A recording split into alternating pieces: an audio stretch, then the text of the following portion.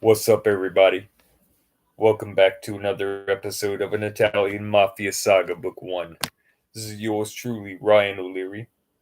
I appreciate you being with me now up to this very point. You're about to see chapter 26 and how it's all fixed on before a big event that closes out this first book and carries you right into the second book that you already know you're hungry for. Because if you wasn't, you wouldn't be here listening right now. So without further ado, I give you thanks for the support, for the friendship, for the subscriptions, for watching, for listening. Now, let's get into this to find out what happens next. Chapter 26.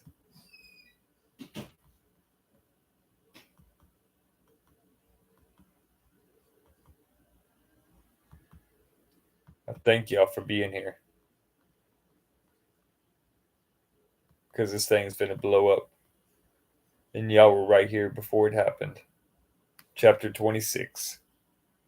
For the last 3 days, Special Agent Marco Weiss has followed these two around LA. Every place Roskalova went or was chauffeured around to, the FBI was right there. The photographs were printed out, and not only did the FBI now have a close up shot of the new player's face, but he has also been identified as 27-year-old Vincent Martellino, a Yugoslavian citizen with a prison record in Yugoslavia.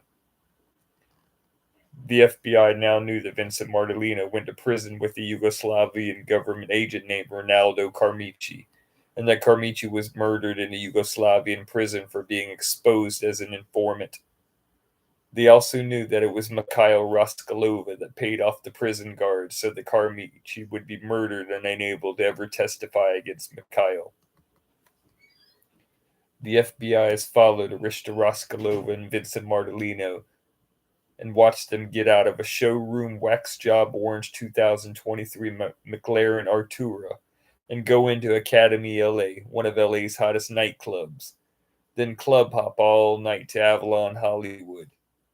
These three agents went inside the clubs, watched these two out on the dance floors beneath the lights and the lasers. Among hundreds of dancers, they were witnessing these two suspects doing cocaine in the VIP area. The suspects then stopped to buy Sound nightclub and popped ecstasy before they partied their night away on the third floor of the night.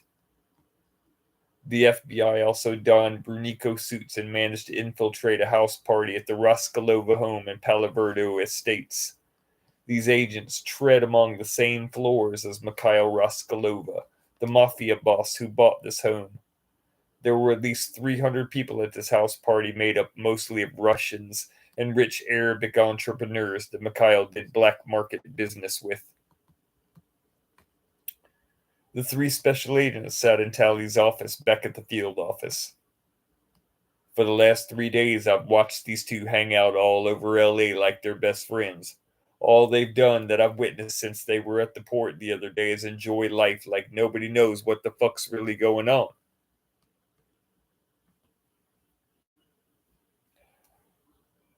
Abdul Rasham's coming to LA tomorrow morning to meet with Mikhail Raskolova, and then we're going to nab all five of them together. Arista, Mikhail, Rico Maldonado, Abdul Rasham, and Vincent Martellino, Tally said, looking at some of the photos of the suspects.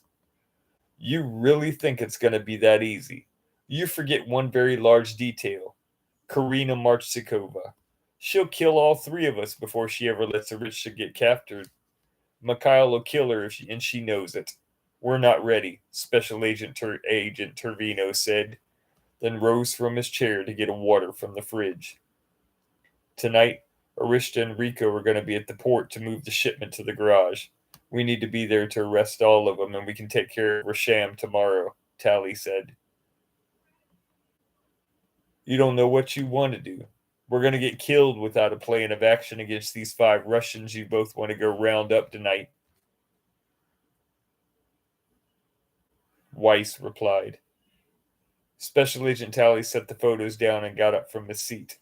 The entire team is stressed because this is the climax of their 5-year investigation on the Raskolova Rasham black market operation.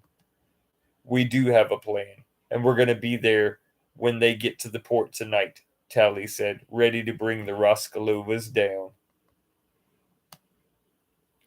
Sunday, July 23rd, 2023. Arishta knew that tonight could be dangerous. Rico, Arishta, even her three soldiers knew that the FBI had an ongoing investigation on them. Just because none of the suspects physically saw the agents doesn't mean that they aren't there. The weapons are to be moved from the port tonight and taken to Mikhail's garage. First, another night at the club as floor security, and then it was on to the port of LA. Donovan checked in with Rico and Sully and then began his night moving around the club floor. The club was full of men in the private rooms, around the lounges, and being entertained by the 375 women out on the floor tonight. Donovan had actually been talking to Serene more and more, finding out that she actually handles all the bookkeeping and handles all the bills of the club. "Let me go," a girl screamed, and Donovan took off from the bar where Serene was working. A patron that had too much to drink had apparently gotten a bit too physical with one of the girls. Donovan saw the patron with the girl's arms in his grasp. Donovan grabbed the patron and was shaken off by the drunkard. He took a swing at Donovan, but he blocked it, grabbed the patron in a hold, then picked him up and dropped him on a table, breaking it to pieces on the way to the floor. The patron and Donovan were fighting right there like it was a real dog fight. Donovan took some really hard hits, gave some really hard hits, then locked the patron up in an unbreakable guillotine hold until the guy passed out. Sully, Dex, Toomba, all three of the bouncers arrived as Vincent was picking up the patron and walking him to the entrance. He told them what happened, then came back inside and went to the bar for a drink. "You really took care of him, didn't you?" Serene asked as Vincent approached. "You saw that?" Donovan asked, then looked around as he took a seat. "You want a drink?" "Sure, a double shot of Henny," Donovan said, then turned back around to receive his shot glass. Drank it, then turned it upside down. Donovan enjoyed the smooth burn at the back of his throat from the dark liquor. He looked at his watch. 11:49 p.m. "Come on," Serene said, then headed out from behind the bar. "Cassie, cover me for about half an hour, please." Serene gave this bouncer that look that a woman gives a man when she needs assistance with getting bottles from the bar from the back. Donovan followed Serene into a storage room, then she opened the door and snuck the both of them inside. Donovan watched Serene bolt the lock, then turned to him. She slipped her bikini straps down and unclipped the back, dropping it to the floor as she met Donovan's lips for a sizzling kiss that would lead to break time fornication. Donovan knew he was playing a life or death role, but this was getting too close to the boundaries of husband and wife. Serene moaned from the feeling of her breasts in Vincent's hands. The fire in his fingertips and the breath behind his kiss made her wet and hungry to feel him inside her. Serene began to unbuckle Vincent's belt as they made out like ferocious, starved lovers. Donovan lifted her up by the hips and pressed her back against the bathroom door as she got his pants open. He pulled away, breathing heavily as Serene pulled him inside her spread legs, then shoved his pants to his knees. No more. This had gone too far already. "Serene, we can't do this," Donovan said, then began to redress as Serene watched. "Are you serious right now?" Serene replied, getting dressed. "Dead ass. I have a job to do and I need your help." "Rico's no good." "Oh my god. Are you an agent? FBI?" Serene asked. "That's why you've been asking about my job. You want to know if Rico's paying me to do his dirt?"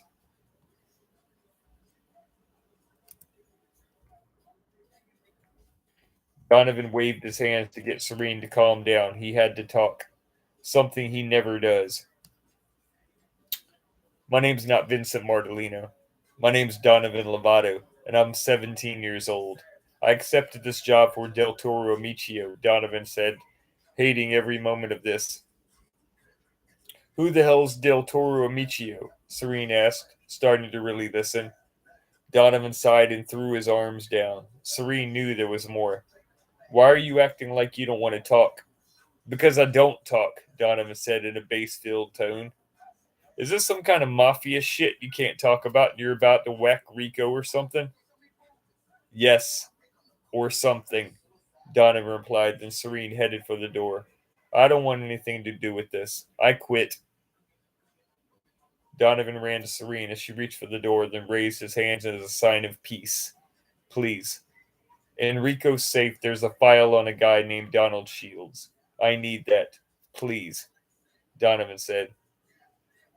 Look, this is some life and death, Serene began.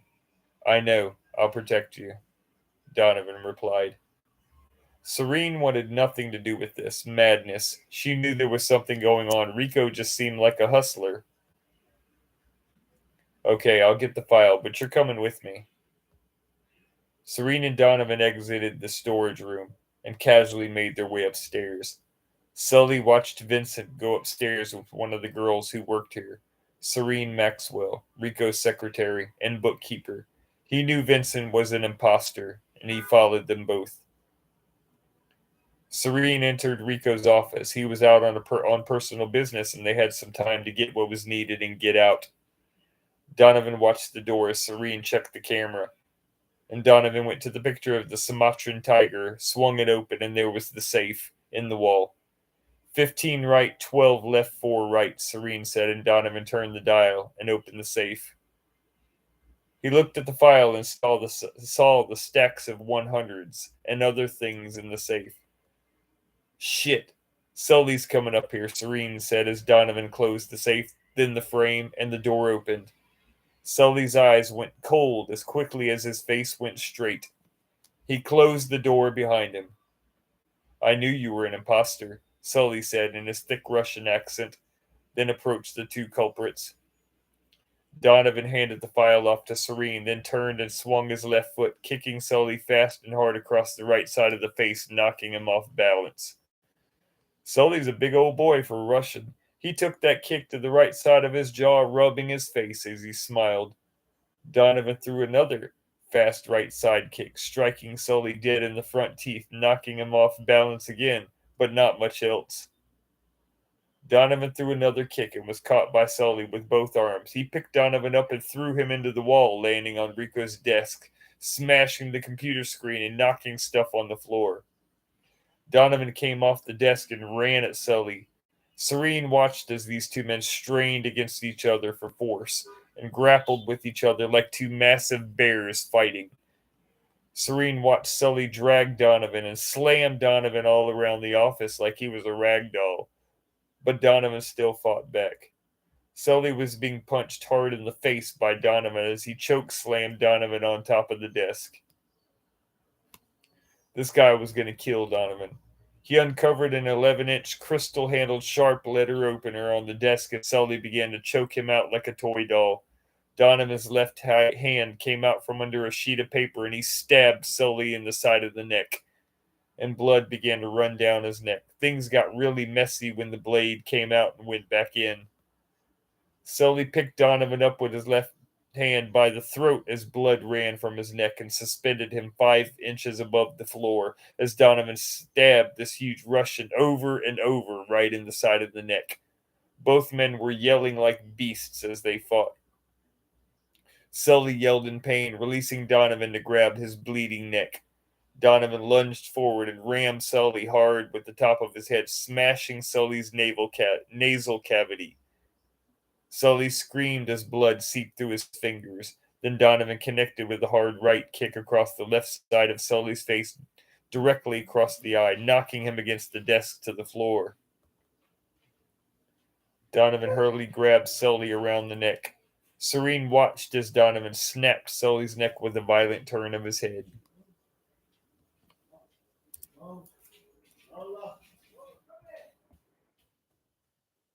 Oh my God. You really killed him? Serene asked with her hands covering her mouth as Sully's dead form hit the floor. There's blood all over you and the floor.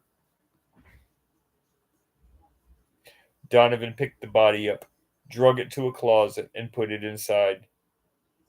He used Rico's couch blanket to wipe up all the blood, but the rest he could do nothing about. Come on, Donovan said, tucking the file in his waistline. Thank you for watching. Thank you for listening. Thank you for your support. And I know you want to know what happens next. Stay tuned. Same bat time, same bat channel. I'm just kidding. I'm out.